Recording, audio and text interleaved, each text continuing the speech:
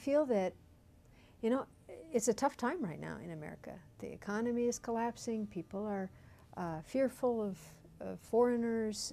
There's a lot of stress. And I know from my own experience of working 25 years with refugees that we don't need to be afraid so much. There are other sources of happiness, and I have experienced the blessings that come from being involved in the lives of strangers. So I just thought maybe I should share some of that and invite others to take a tiny risk and move a little bit beyond our comfort zone and get involved with people they don't know yet. Sometimes I think our possessions, first world style of life, separates us from one another. And even though we have a lot of stuff, we're not really happy. We don't have the relationships that are satisfying. And in working with refugees every day, I've come to meet people who have nothing, and yet they get up out of bed every morning, they're motivated to make a better life for their children, they're grateful for what little they have. Let me tell you a story. For years I worked in San Jose at Catholic Charities, welcoming arriving refugees. We had one woman, about 42 I think, here alone, separated entirely from her family because of the war in Liberia. And when a refugee arrives, we always meet them at the airport, give them some basics to start their life over, and put them in a refugee transition house for a few months until they learn enough English to get a job. And we supply them with a little bit of food, a food box, essentially, something from a food pantry. So this woman had arrived at 11 p.m. the night before, and I went the next morning to greet her in the transition house, and she was sitting on the floor. And next to her was this little cardboard carton of the non-perishable foodstuffs that we'd given her. And she didn't hear me come in, so I watched her for a minute before she noticed me, and she was picking up each item out of that box, you know, a loaf of bread. And she would turn it around and look at it and smile, put it back in the box like it was a newborn, you know. And then she was picking up a can, I think it was canned beans. And then she noticed me in the door, and she had a smile just lit up her face, and she said to me, "Plenty food, plenty food." And she put that can of canned vegetables back in the box. And I thought, when is the last time I have been that grateful for a little bit of food? Yeah? So the things I learn by my interactions have really changed me. What other things have you learned by doing this work? Oh my goodness. You know, I started out, I was super nun. I was going to go, you know, leap tall buildings in a single bound and cross the ocean and rescue the refugees from their miseries.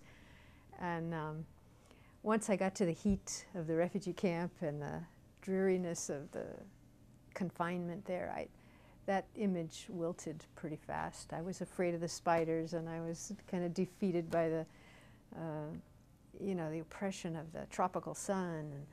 And it was a tough existence for me, and I was a visitor, but even more so for the refugees. But I learned that, you know, I didn't have to be in control. I didn't have to rescue anybody. I just needed to care enough to be with them, and that meant so much to them.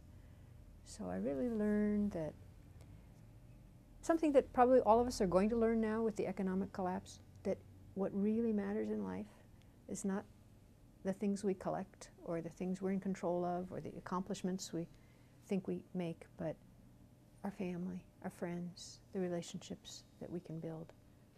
In your book, you tell quite a few stories about just the cultural differences between the refugees and the way Americans live. Could you tell us something about that? Oh, it's so true.